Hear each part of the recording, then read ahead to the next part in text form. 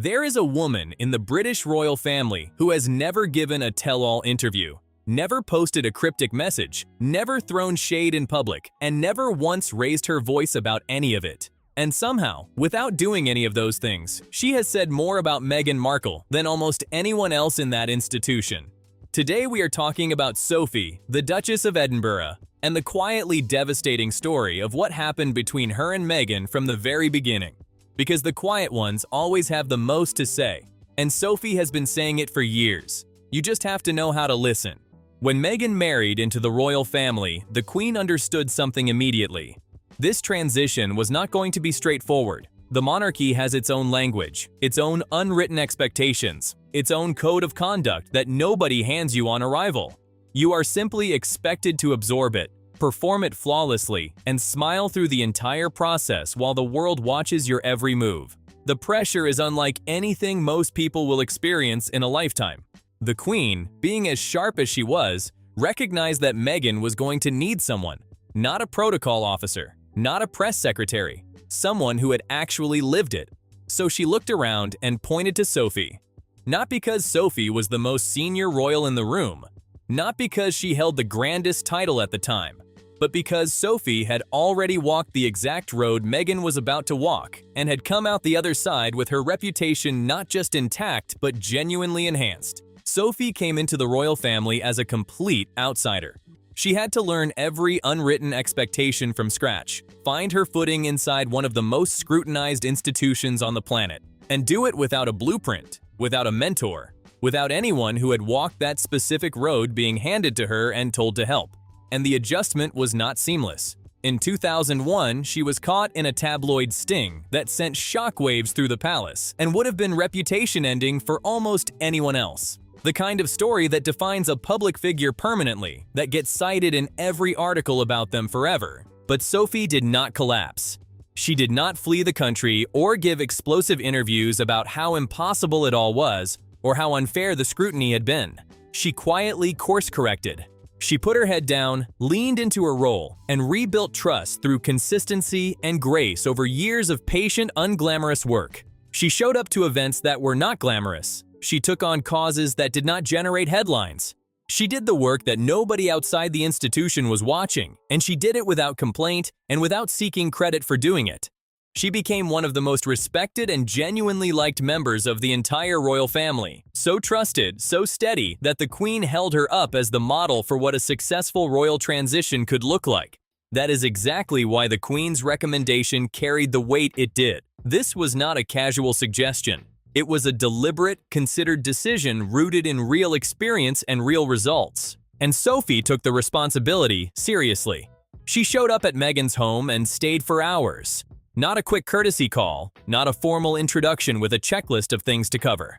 Hours of real conversation, answering questions, sharing what royal life actually looks like when the cameras are off, walking her through the social architecture of the institution, passing on the lessons that had cost her years and real public embarrassment to learn.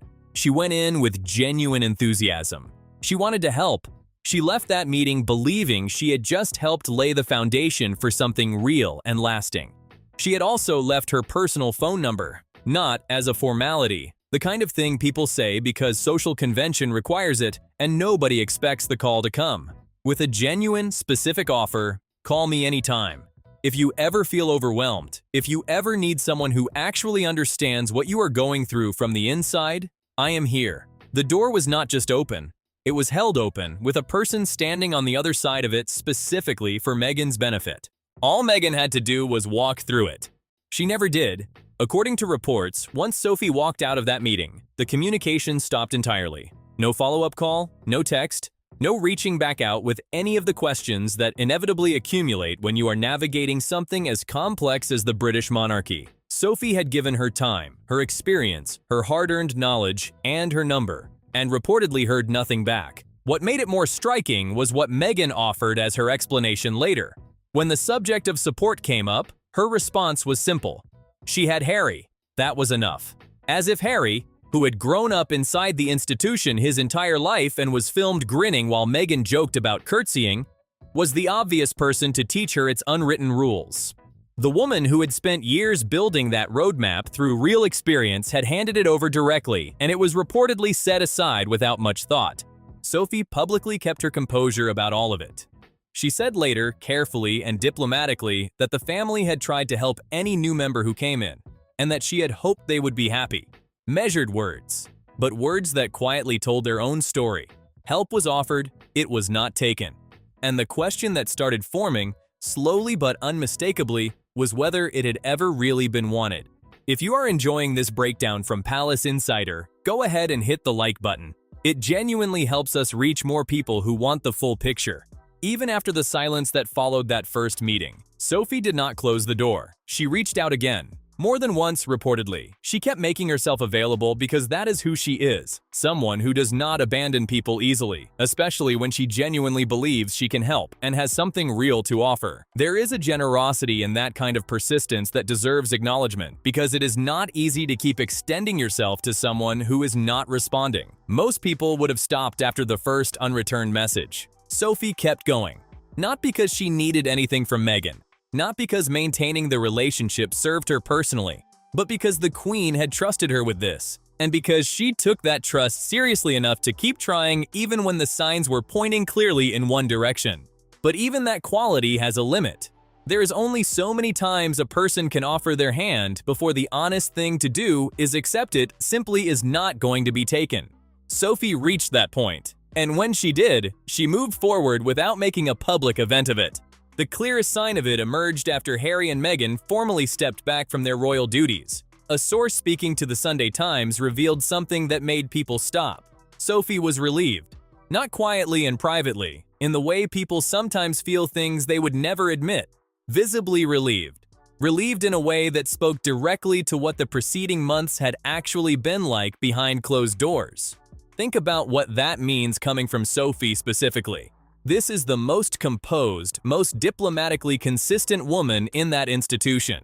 A woman who had survived a tabloid scandal, rebuilt her reputation entirely through patient effort, and conducted herself for years with a level of grace that even her harshest critics could not find fault with.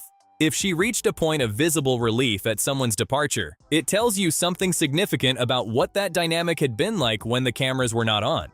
Meanwhile, Meghan was saying publicly that she had felt unsupported during her time as a working royal, that the family had not shown up for her, that she had been left to figure things out alone, without guidance, without warmth, without anyone who genuinely tried to help her understand what she had walked into. It was a painful account, and it was delivered with conviction. And sitting right next to that account was a completely different one.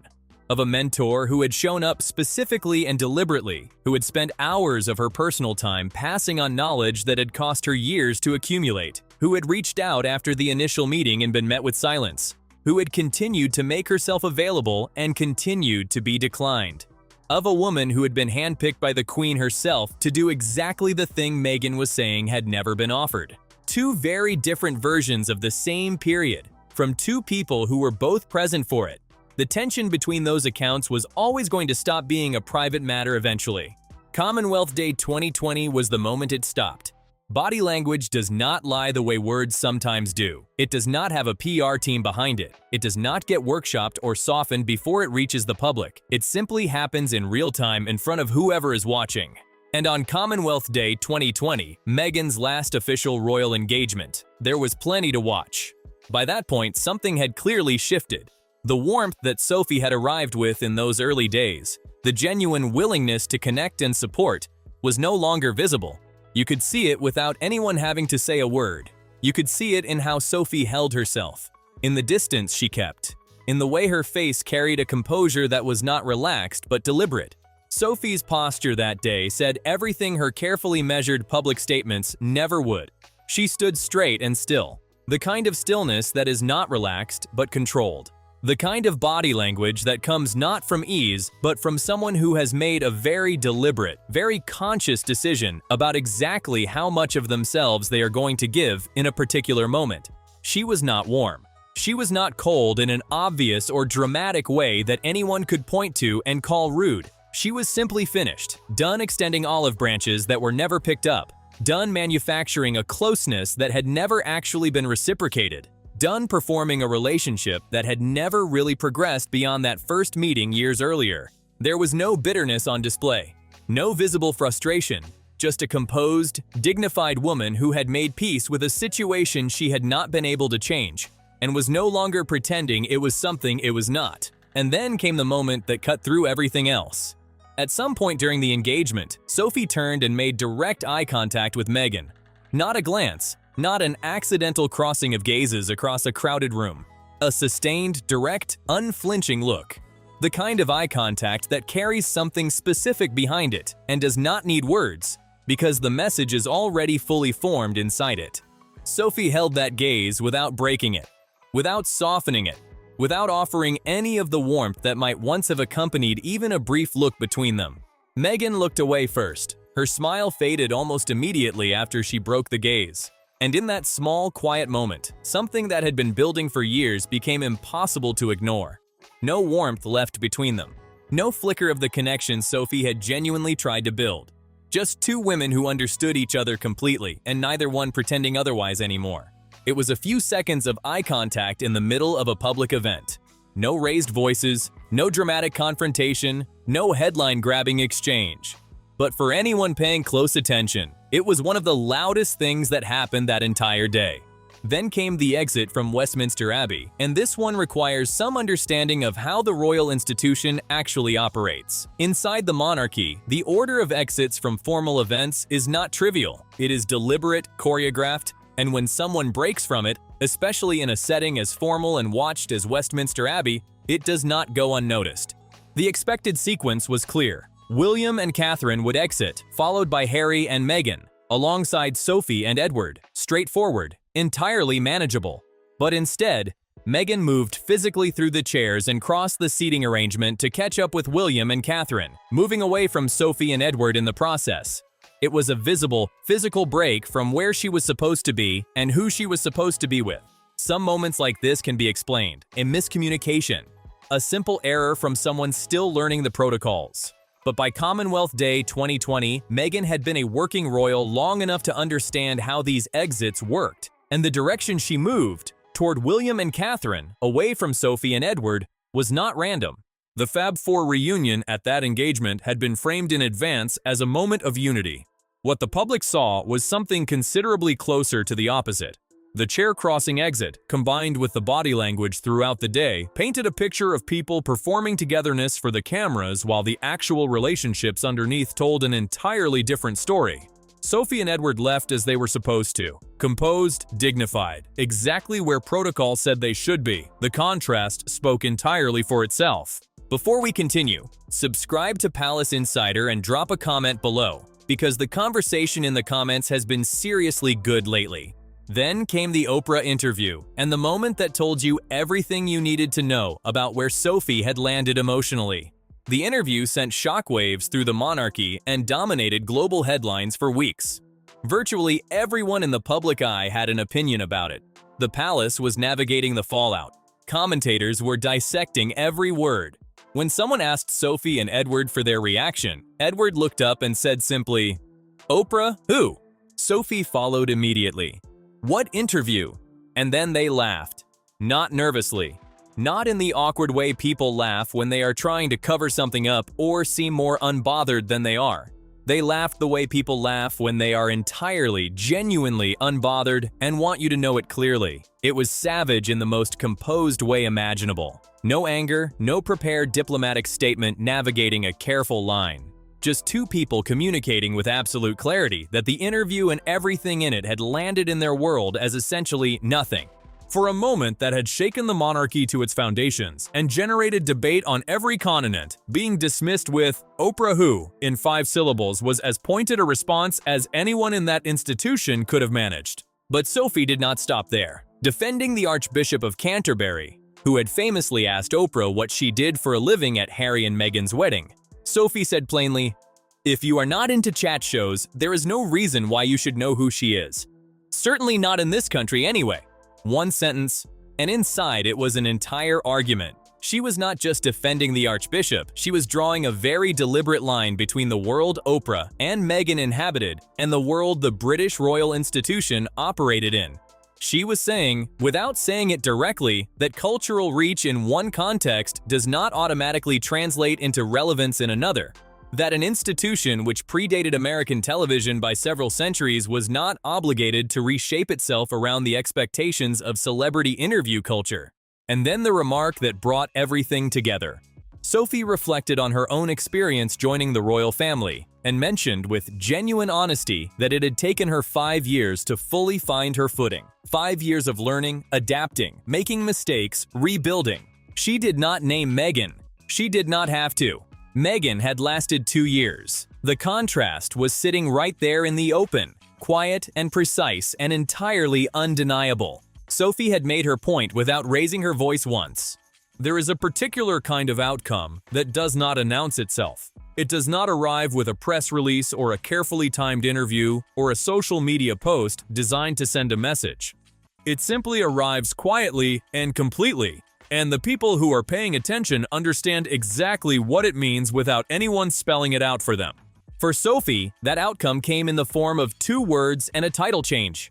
When Harry and Meghan stepped back from their royal duties, roles shifted and responsibilities were redistributed across the institution. Prince Edward was granted the Dukedom of Edinburgh, a title with a lineage so significant that both Queen Elizabeth and Queen Camilla had previously held the female equivalent. With that came the corresponding elevation for Sophie, from Countess of Wessex to Duchess of Edinburgh. A promotion by any reasonable measure, an acknowledgement from the institution of her standing, her service, and her sustained commitment over years when others were walking away. But the detail that people could not stop talking about was something far more specific than historical prestige. As Duchess of Edinburgh, Sophie no longer held a position in the royal hierarchy that required her to curtsy to Meghan Markle. That particular obligation, that very specific formality, was gone. Quietly and permanently removed by the natural reshuffling of ranks that followed the Sussexes' departure from working royal life. For most people on the outside, a curtsy is a small thing, a gesture, a formality that takes a few seconds and carries no real practical weight. But inside the monarchy, where protocol is everything and hierarchy is expressed through exactly these kinds of physical gestures, it is anything but small. It is a public, visible, bodily acknowledgement of where someone stands relative to you. It is hierarchy made physical. It is the institution saying, through your own body, where you are and where someone else is in relation to you. And the fact that Sophie, who had offered her hand genuinely and openly to Meghan, reached out when that hand was not taken, been met with silence more times than could be counted, watched her attempts at mentorship go nowhere, and eventually stood in a room with her feeling nothing but relief at the thought of her leaving.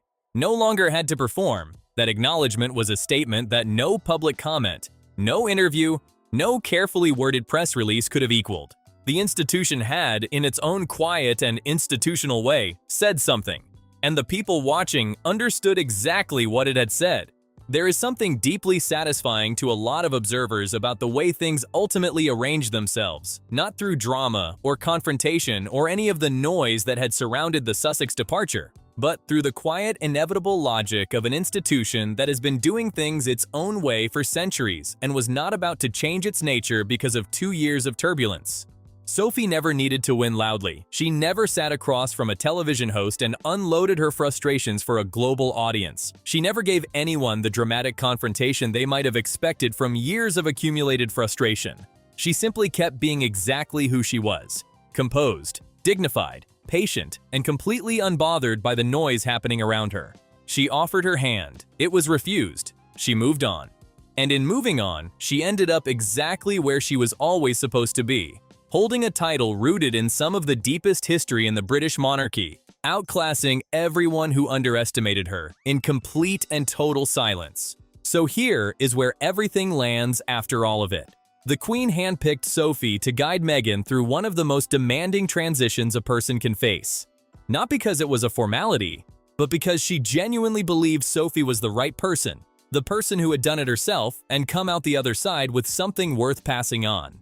Sophie showed up. She spent hours at Meghan's home. She shared everything she had learned through years of her own stumbles and adjustments, passed on the institutional knowledge that had cost her real public embarrassment to acquire, and left her personal number with a genuine open-door offer that was not performance but intention. She did everything right. She did it willingly, and reportedly, she never heard back. She reached out again and was met with the same silence. She reached out more than once and received the same result. While Meghan was telling the world she had felt unsupported and alone during her time as a working royal, that nobody had tried to help her understand what she had walked into. The woman the Queen herself had assigned to do exactly that was sitting on the other end of an unanswered phone. Sophie eventually stopped trying. Not out of bitterness, not out of anger at being declined. Out of the simple, clear-eyed acceptance that you cannot help someone who has already decided they do not want it. That is not a failure of effort. It is an acceptance of reality. And Sophie, who had built her entire reputation on knowing which battles were worth fighting, recognized this one was not. What followed told the rest of the story without a single word needing to be spoken. The body language at Commonwealth Day 2020. The sustained eye contact that made Meghan look away.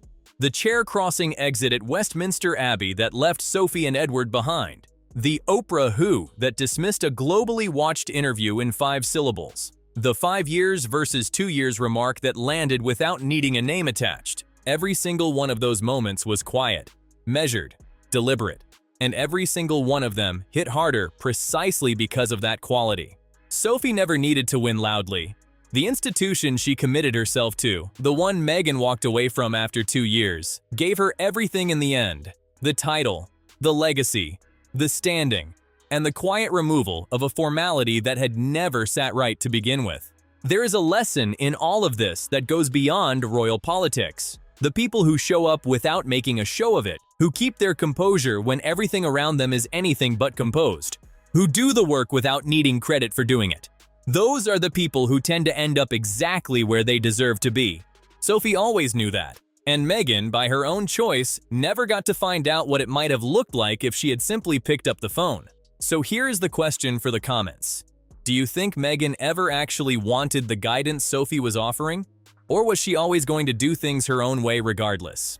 Drop your take below, subscribe to Palace Insider so you do not miss what comes next, and a like genuinely helps us reach more people. See you in the next one.